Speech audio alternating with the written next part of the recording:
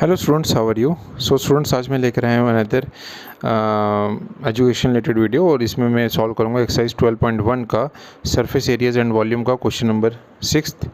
तो सबसे पहले हम इस क्वेश्चन को गो थ्रू कर लेते हैं। Medicine capsule is in the shape of a cylinder with two hemisphere struck to each of its and.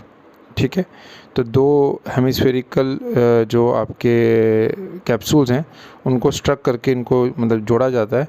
तो length of the entire capsule, जो लेंथ है एंटायर कैप्सूल की वो है 14 mm वो लेंथ है टोटल, यहाँ से लेके यहाँ तक। ठीक है, the length of the entire capsule, अच्छा 14 mm and the diameter of the capsule is 5 mm। तो इसका जो डायमीटर है वो कितना है, 5 mm। Find its surface area.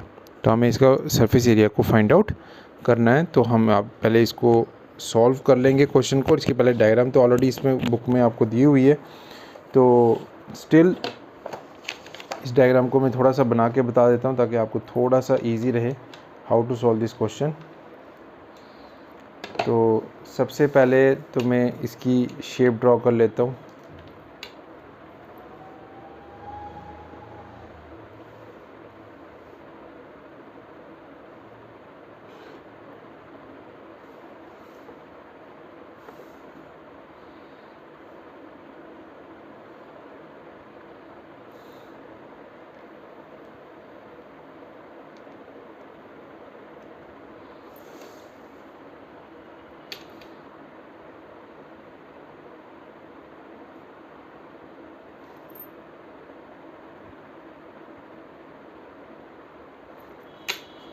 ठीक है, और ये आ जाएगी इसकी टोटल लेंथ।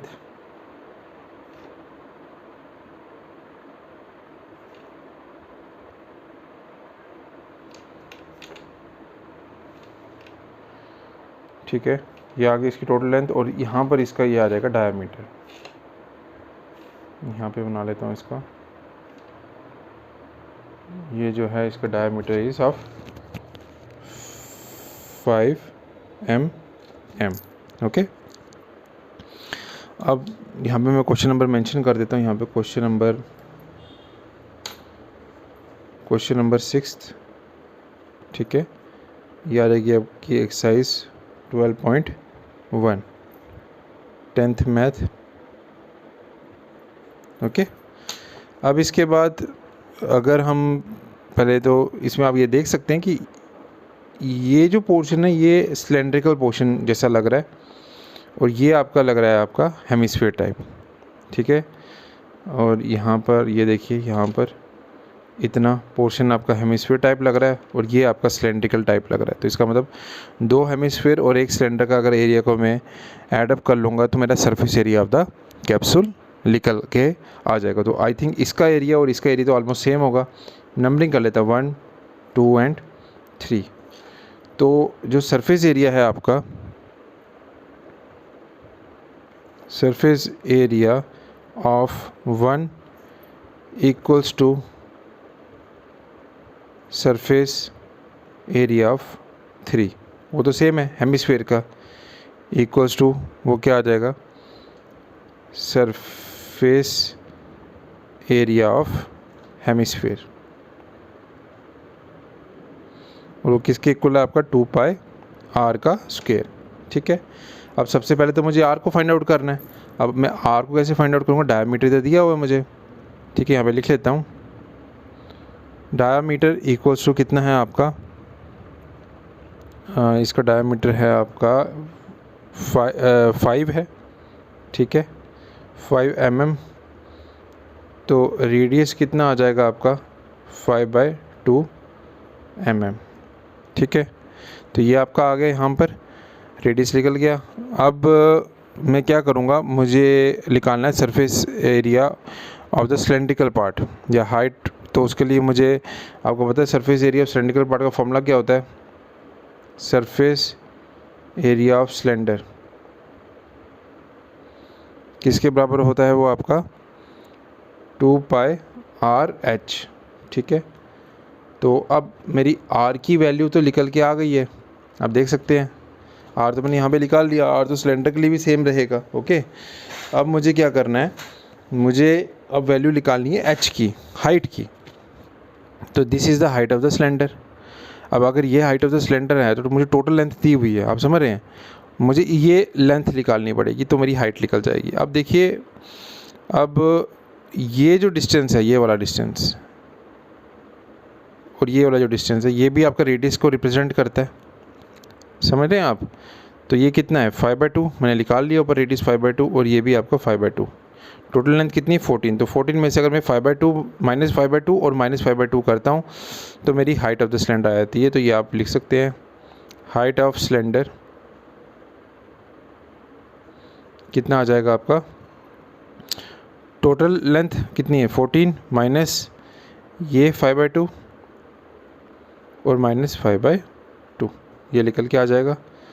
अब आप इसको फर्दर अगर आप इसको सॉल्व करेंगे तो ये आपको इससे आप इसको आराम से इसको सॉल्व करके आप इसको कर सकते हो। जैसे यहाँ पे देखिए, ये 5/2 में माइनस इसमें से कॉमन ले लेता हूँ, इजी मेथड से करके बताता हूँ आपको। माइनस कॉमन ले लिया, अंदर क्या बच गया आपका 5/2 प्लस 5/2। ओके, इसको थोड़ा स्क्रीन को थोड़ा सा नीचे कर लेता हूँ। उसके बाद आप ये देखिए 14 माइनस एलसीएम कितना आ जाएगा 2, ठीक है, दोनों का एलसीएम 2, तो ये आ जाएगा 5 + 5। ओके, इसको मैं आगे फर्दर देखूंगा तो 14 माइनस ये आ जाएगा 10/2, ये देख सकते हैं आप 10/2, 2 1 ज़ार 2 5 ज़ार, तो ये आ जाएगा 14 माइनस 5, तो वो निकल के आ जाएगा 9 mm, ठीक है, वो इसकी निकल के आ जाएगी हाइट।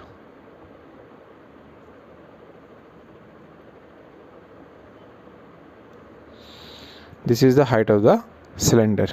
ओके, अब उसके बाद मैं नेक्स्ट क्वेश्चन जो नेक्स्ट मतलब स्टेप में इसमें क्या करूँगा, मैं लिखूँगा आपका सरफेस एरिया।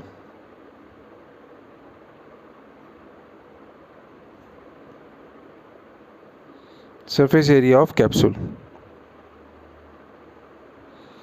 तो वो कितना आ जाएगा 2πRH प्लस ट्वाइस इसका एरिया और इसका एरिया, तो वो ट्वाइस आ जाएगा, और कैसे लिखेगा πr², ठीक है, πr² आ गया।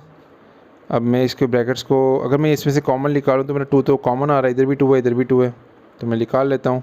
सॉरी, मैं और भी चीज़ें निकाल सकता हूँ, 2π और r, एक r निकल जाएगा मेरे, तो मेरा 2π और r बाहर आ जाएगा, तो यहाँ पर आ जाएगा आपका h प्लस ये 2 बाहर चला गया, यहाँ से पाई बाहर चला गया और यहाँ से एक r बाहर चला गया, तो यहाँ पर आपका एक सिंगल 2 बच गया और एक सिंगल r बच गया। आप क्रॉस वेरीफाई भी कर सकते हैं, इसको वापस मल्टीप्लाई कर दीजिए ब्रैकेट के अंदर, इसको इसके साथ और इसको इसके साथ सेम टर्म बननी चाहिए, ठीक है। इसको मैं यहाँ पर 4 कर लेता हूँ ताकि वो कन्फ्यूजन ना हो, πRH प्लस 4πr², ठीक है, ये आपके सामने यहाँ पर शो हो रहा है। इसके बाद वैल्यूज़ को सब्स्टिट्यूट कर दो, 2 × 22/7 और r की वैल्यू क्या है 5/2, ठीक है, और हमने हाइट ऑफ सिलेंडर भी निकाल लिया था 9 प्लस 2 × r क्या था 5/2। ओके, ये 2 और ये 2 कैंसिल, ये 2 और ये 2 कैंसिल। तो अब हम इसको फर्दर अगर हम सॉल्व कर लें तो यहाँ पर 22 × 5/7 ये आएगा, और ब्रैकेट के अंदर 9 + 5 बन जाएगा 14। ओके, जैसे टर्म बन गई, ये कैंसिल हो सकता है, 7 और 14, 7 1 ज़ार 7 2 ज़ार, तो ये 2 × 22 बन जाएगा 44 × 5, और ये जो आपका आंसर निकल के आएगा इसका, that is 220 mm² is your answer, final answer. देखिए, इसको मेन चीज़ है आप सॉल्व कैसे करते हैं, सिंपल मेथड से मैंने आपको करके बताया। हाइट ऑफ सिलेंडर मैंने यहाँ पर निकाल ली, ठीक है, हाइट ऑफ सिलेंडर में 9 आ गई, फिर मैंने फॉर्मूला यूज़ कर लिया 2 हेमिस्फीयर का और एक आपका सिलेंडर का, तो इसको मैंने ब्रैकेट को मल्टीप्लाई कर दिया यहाँ पर, क्योंकि ट्वाइस 2 हेमिस्फीयर थे इसलिए इधर ट्वाइस लग गया, ठीक है, और ये जब ब्रैकेट ओपन अप किया तो ये 4 बन गया आपका। अब मैंने इन टर्म्स में कॉमन निकाल ली। कॉमन निकालना इसलिए ईजी होता है, मल्टीप्लिकेशन बड़ी ईजी हो जाती है, अदरवाइज़ बड़ा कॉम्प्लिकेटेड बन जाएगा ये क्वेश्चंस। तो यहाँ पे 2 पाई आर, यहाँ पे भी 2 पाई आर था और यहाँ पर भी 2 पाई आर, एक एक बाहर निकाली, यहाँ पर बच गया आपका एच आ गया प्लस 2 आर इधर आ गया, ठीक है। तो वैल्यूज़ को सब्स्टिट्यूट किया, सिंप्लीफाई किया, ठीक है, और आपका आंसर निकल गया 220 mm²। ये है आपका surface area of whole capsule. So students, I hope आपको ये क्वेश्चन समझ में आ गया होगा। स्टिल अगर आपको कोई डाउट निकल के आ रहे हैं तो आप मुझे इन व्हाट्सएप नंबर्स पे मैसेज कर सकते हैं या आप हमें कांटेक्ट कर सकते हैं for the future reference. Thank you so much, मिलते हैं नेक्स्ट वीडियो में।